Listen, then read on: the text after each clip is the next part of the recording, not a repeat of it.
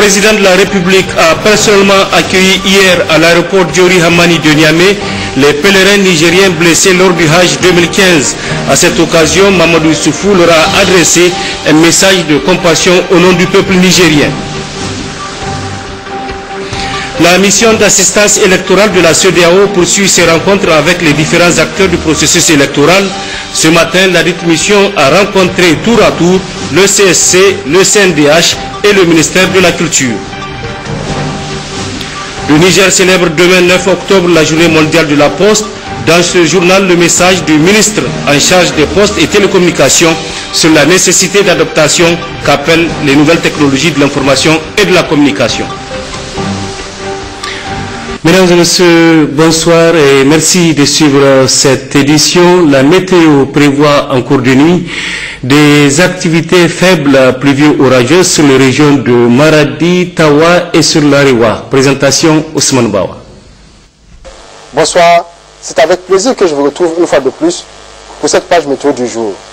La saison d'hivernage 2015 tire à sa fin et le cumul pluviométrique en date du 30 septembre 2015 comparé au cumul sur les 30 dernières années, sur la même période, nous donne une certaine satisfaction. Satisfaction par rapport aux excédents pluviométriques enregistrés sur la majeure partie du pays. Malgré la mauvaise répartition de cette pluie dans l'espace et le temps. Ainsi, un cumul pluviométrique important de 116 mm a été enregistré à Tilabiri, 62 à Dosso, 72 mm à Benokoni, 74 mm à Agadez, 76 à Zander et 48 à Gouré. Quelques légers excédents ont été enregistrés sur Ngingimi, Menesoroa, la région de Magaya, Maradi et aussi sur la communauté urbaine de Niamey. Il est aussi à noter que des déficits ont été enregistrés sur certaines localités. Ainsi, un déficit important de 110 mm à Gaïa, 71 mm à Tawa, 5 mm à Bilma et 44 mm à Difa. Cet après-midi, les conditions météorologiques restent encore favorables au développement des activités pluvio-orageuses. Ainsi, sur l'imagerie satellitaire de 19h heure locale, il est observé quelques cellules orageuses sur les régions de Zander, Maradi, Tawa et le Tamasna et quelques bourgeonnements sur la Loa. L'évolution de cette situation nous amène à prévoir en cours de première moitié de nuit de faibles activités pluvio-orageuses sur les régions de Maradi, Tawa et la Loa et en deuxième moitié de nuit, des tendances orageuses sont prévues sur les régions du fleuve. Pour la matinée de demain, c'est une légère couverture nuageuse qui est attendue sur les régions du fleuve, l'Ader et les régions de Maradi et Zander. Chers téléspectateurs, c'est l'essentiel de cette page météorologique. Au revoir et excellente soirée. Les pèlerins nigériens blessés lors du drame survenu à Mina, en Arabie Saoudite, sont arrivés hier soir à Niamey. C'est le président de la République, chef de l'État, Mamadou Issoufou, qui a personnellement tenu à les accueillir à l'aéroport international Diori Hamani. À cette occasion, le chef de l'État leur a adressé le message de compassion du peuple nigérien. Récit avec Jello Abdeljalil, Yazir Abiou et Tahirou Hassan. C'est aux environs de 20h30 que l'avion de Flynas s'immobilisa sur le tarmac de l'aéroport Diori Hamani de Niamey. À son bord, plus de 300 pèlerins nigériens, parmi lesquels plusieurs blessés dans la tragique bousculade de Mina. C'est leur retour au pays que le président de la République, Issou Mahamadou, est venu saluer en effectuant le déplacement de l'aéroport. Monté quelques instants après à bord, le chef de l'État a fait le tour complet de l'appareil pour souhaiter la bienvenue aux pèlerins, un prompt rétablissement aux blessés et leur transmettre le message de réconfort du peuple nigérien profondément touché par ce qui s'est produit à Mina. Je suis venu leur apporter mon soutien personnel et en même temps leur apporter le message de réconfort de l'ensemble du peuple nigérien. Les épreuves qu'ils ont vécues rendent leur pèlerinage d'autant plus méritoire. Ce pèlerinage au cours duquel la Oumma islamique tout entière a été endeuillée. Comme vous le savez, le Niger a perdu certains de ses enfants, d'autres sont blessés ou portés disparus. Nous sommes des croyants, nous avons foi en Dieu. C'est cette foi en Dieu qui nous rend forts, patients et endurants. Et à ceux qui ont perdu les leurs, parmi les pèlerins et puis parmi les citoyens, je leur souhaite la force, la patience et l'endurance des croyants. Je leur présente mes sincères condoléances, je leur présente les condoléances de l'ensemble de la nation. À ceux qui sont blessés, je leur souhaite un prompt rétablissement. À ceux qui sont portés disparus, je souhaite qu'ils soient retrouvés sains et saufs. Que Dieu bénisse ces pèlerins, que Dieu bénisse le Niger, que ceux qui sont morts, leur âme repose en paix. Pour les pèlerins ayant regagné le Bercail, dont beaucoup sont encore sous le choc des épreuves endurées, la présence du chef de l'État à l'aéroport est une preuve d'humanisme. Après ce que nous avons suivi à Mina, nous pensons que c'est très noble de la part du président. Ça nous va droit au cœur parce que compte tenu des morts que nous avons eus, des blessés et des disparus, nous pensons que l'accueil que nous a réservé le président est très significatif. Et je pense que ceux qui ont perdu leurs proches, ceux qui ont leurs proches décédés et disparus, donc en tout cas tiendront compte que le chef de l'État est venu les conforter. Parce qu'il faut reconnaître que c'est Dieu qui a mis ça et que lorsque on perd quelqu'un, on a du mal à accepter, mais l'arrivée du président quand même nous a fait du bien. On a tous perdu des proches, des amis, des parents, etc. Et nous les remercions. C'est du jamais vu. Déplacer un chef d'État à cette heure ici, venir, monter à bord, aller serrer la main aux soutiens, vraiment ça c'est inédit, qu'Allah lui reconnaisse. Et c'est tout le staff. Au-delà en dehors du chef d'État, vous avez le président de l'Assemblée, le premier ministre, chef de gouvernement, tout le staff était là pour venir accueillir les pèlerins qui sont partis, non seulement pour faire des prières pour eux-mêmes, pour le pays également.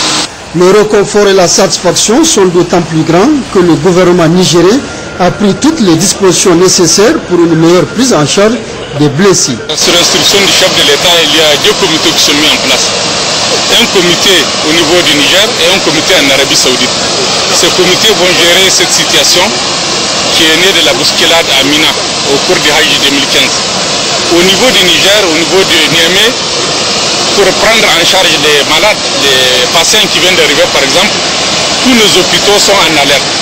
C'est là depuis une semaine. Et hier nuit déjà, les équipes étaient constituées, étaient prêtes à recevoir les malades. Donc au niveau de l'hôpital national du Niamey, l'hôpital national de la Mordée et bien d'autres, la maternité Saka Gazobi, tout est fait prêt pour accueillir les malades. À l'atterrissage de l'avion, déjà on est en communication avec eux. Quand les malades ont commencé à descendre, on les a informés. Et là, il s'agit de passer les patients au niveau du tri, au niveau de ces centres qui va les orienter. Donc c'est organisé comme ça, en relation avec la protection civile et tous les médecins militaires. De l'aéroport Dioré Hamani de Niamey, où il était hier soir pour souhaiter la bienvenue aux pèlerins nigériens rentrés au pays, le président de la République Issou Mahamadou a eu une pensée pour ceux qui ont trouvé la mort à Mina. Une fatia a été dite dans l'avion pour le repos de leur âme. Autre réaction, l'Alliance des missions et églises évangéliques du Niger Amen a adressé également un message de condoléances cet après-midi suite aux douloureux événements survenus en Arabie Saoudite. Suivant à cet effet le président de l'Alliance, Kimso Bourema, il est au micro de Ouma Jemila Moudachio. Depuis les événements du 16 et 17 janvier, nous sommes venus dans une consultation pour que les Nigériens et l'extérieur qui a su ce qui s'est passé soient apaisés, connaissent exactement l'évolution des choses. Et nous voulons qu'ensemble nous puissions nous conforter dans un esprit stable et nous donner la force pour continuer de vivre ensemble et de bâtir ensemble. Il y a une aide que l'État du Niger a apportée à l'Église pour la reconstruction des églises de 300 millions. Et aussi nous avons voulu présenter toutes nos condoléances à toute la nation du Niger pour ce qui s'est passé en Arabie Saoudite. Les Nigériens ont eu cette douleur dans leur cœur et dans leur âme. Nous voulons que Dieu guérisse et qu'il restaure. Et qu'ensemble la foi continue de grandir et que nous puissions nous appuyer sur des valeurs qui construisent une nation et qui nous donnent l'espoir de vivre ensemble. Que Dieu bénisse sa nation. Et sous le même registre à l'Assemblée nationale, le président de la dite institution, Amadou Salifou, a reçu en audience ce matin à son cabinet l'ambassadeur du Royaume d'Arabie Saoudite au Niger, son Excellence Turki bin Haji bin Abdelkader Al-Ali. À sa sortie d'audience, l'ambassadeur du Royaume d'Arabie Saoudite dit être venu présenter ses condoléances au nom du gouvernement saoudien au président de l'Assemblée nationale suite au drame tragique survenu à Mina et ayant occasionné la mort de plusieurs pèlerins nigériens. Je viens d'être reçu par le président de l'Assemblée nationale et je lui ai transmis les salutations de son homologue, le président du Conseil de la Shura de l'Arabie Saoudite. Et je l'ai félicité après son retour du Hajj et son retour au pays en bonne santé. Vraiment un homme très cher à l'Arabie Saoudite. J'ai saisi cette occasion pour présenter à son Excellence, Monsieur le Président de l'Assemblée nationale, les sincères condoléances du gouvernement et du peuple d'Arabie Saoudite suite à la bousculade meurtrière qui a eu lieu à Mina. Je lui ai parlé aussi des dernières statistiques dont on dispose sur ce sujet concernant les décédés, les blessés. Ça, ce qui s'est passé à Mina, vraiment c'était involontaire.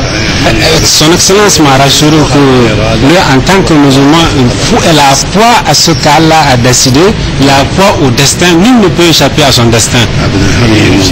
Donc c'est ça le sujet de ma rencontre avec le président de l'Assemblée.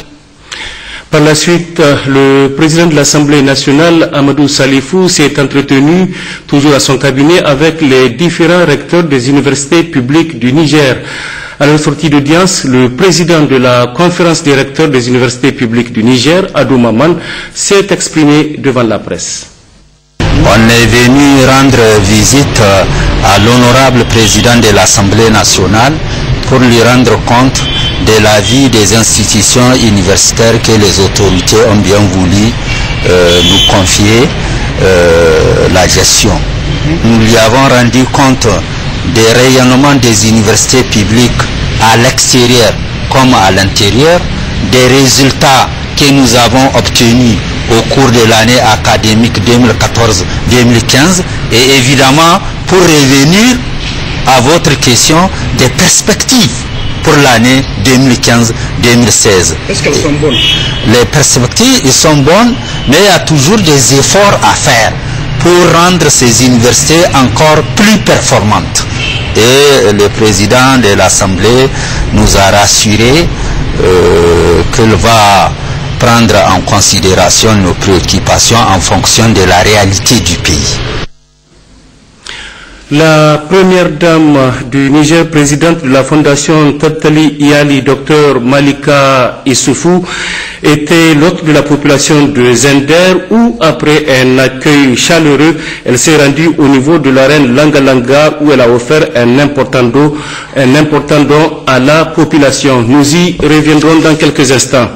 Le vice-président du Conseil supérieur de la communication, Ali Ousseini, a rencontré cet après-midi une mission de la commission de la CEDEAO conduite par le chef de la division assistance électorale, Sourou Francis Gabriel Oké.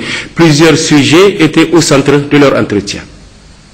Notre visite avait pour objectif de rencontrer le vice-président du CSC pour discuter avec lui de comment le CSC se prépare pour couvrir les prochaines élections. Comme vous le savez, les médias sont un maillon, un élément important dans le processus électoral. Et l'organe de régulation des médias aussi est un des organes les plus importants qui interviennent dans le processus électoral. Donc c'est pour ça que cette mission de la CEDEAO qui a été déployée dans le cadre de la mission d'information prévue dans le protocole additionnel est venue visiter le président du CSC.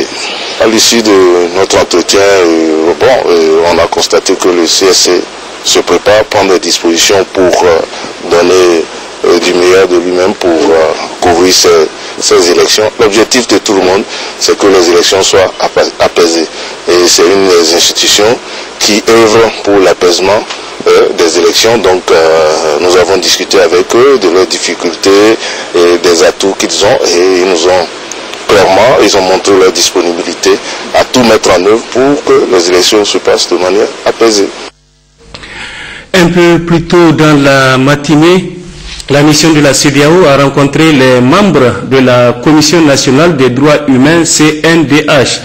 Objectif, recueillir les informations nécessaires dans le cadre de la tenue des élections générales prévues en 2016 dans notre pays. Le récit de Sadi Sanda et Sani Issouf. Dans le cadre de la série de rencontres entreprises par la mission de l'assistance électorale de la CEDEAO depuis son arrivée à Niamey, ce matin, elle a rencontré les membres de la Commission nationale des droits humains CNDH.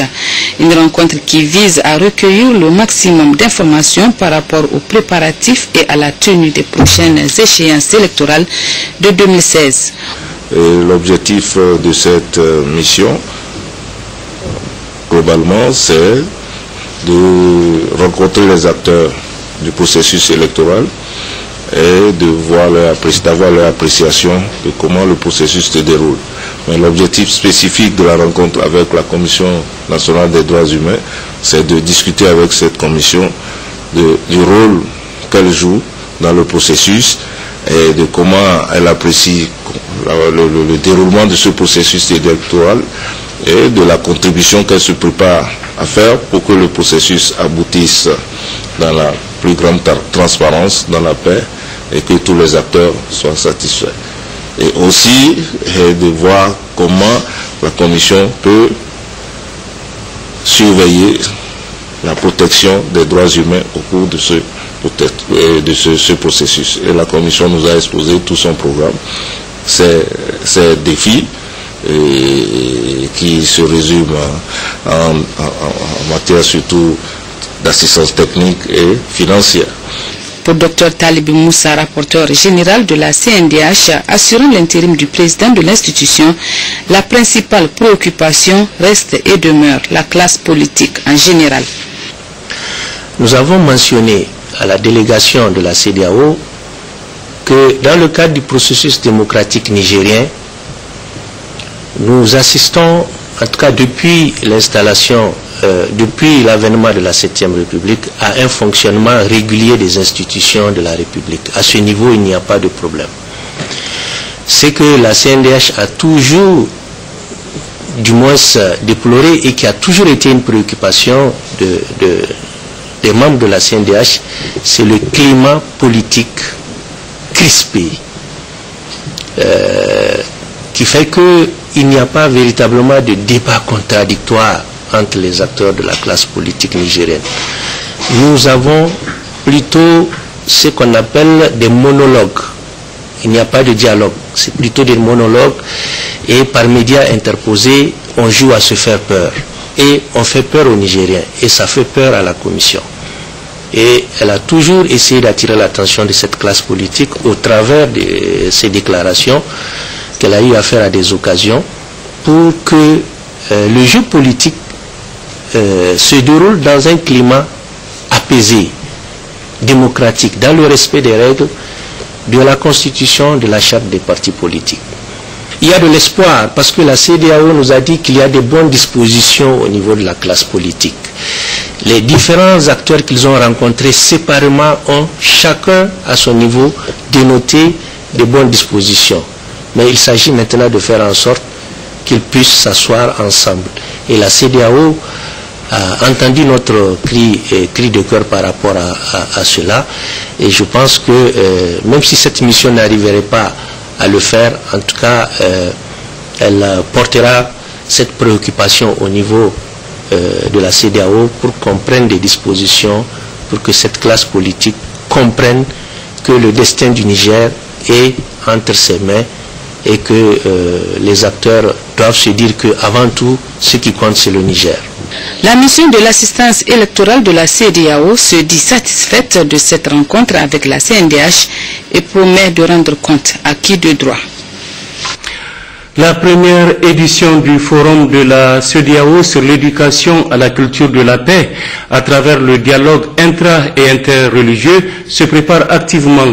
Ce matin s'est ouverte à Niamey la réunion préparatoire de la rencontre entre le comité international de la CEDEAO et le comité national de préparation et d'organisation du dit forum. C'est le ministre en charge de la culture qui a présidé l'ouverture des travaux en présence de la ministre Kafa Rekiatou. Le point avec Achette Monkela et à côté Ouaglas.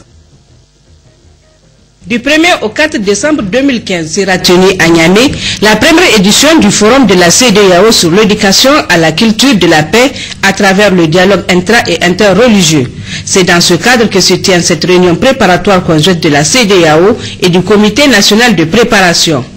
Une rencontre qui intervient en cette veille des élections au Niger et à un moment où plusieurs pays de la sous-région ouest africaine font face à des foyers de tensions politiques, sociales et religieuses auxquels s'impose une nécessité de trouver des solutions.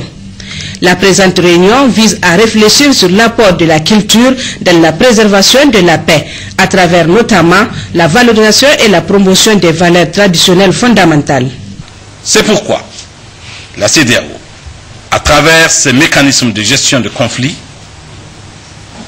notamment son fonds de la paix, a voulu mettre l'accent sur les méthodes traditionnelles de gestion de la paix, bien rodées aujourd'hui dans certains de nos pays, comme la parenté à plaisanterie au Niger, mais aussi à travers des rencontres où les différentes sensibilités culturelles pourraient se croiser pour échanger, adoucir les différences afin de faire de la culture un pilier de développement et la racine de la paix en Afrique, notamment dans notre région.